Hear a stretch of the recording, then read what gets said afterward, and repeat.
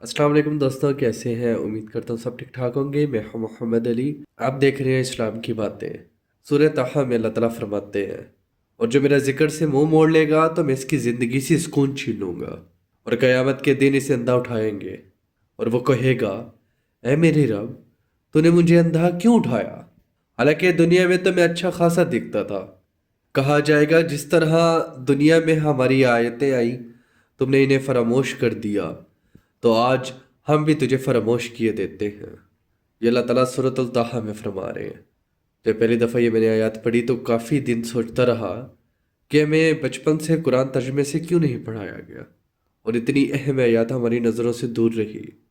बेशक अगर हम अल्लाह के ज़िक्र से दूर रहेंगे तो हमारा सुकून छीन लिया जाएगा, और इसका सबूत हम अपनी आंखों से देख रहे हैं कि हर दूसरा तीसरा बंदा डिप्रेशन का शिकार है।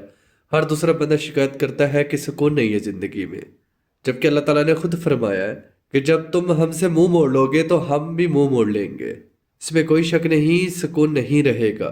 इसलिए अल्लाह को ना भूले ताकि अल्लाह ताला हमें ना भूले। ये चीज़ तो हर कोई अपनी ज़िंदगी में देख रहा है। हर तीसरा बंदा दूसरा बंदा कह रहा है कि यार मेरी ज़िंदगी में सुकून नहीं है, मैं डिप्रेशन का शिकार हूँ, मैं परेशान हूँ।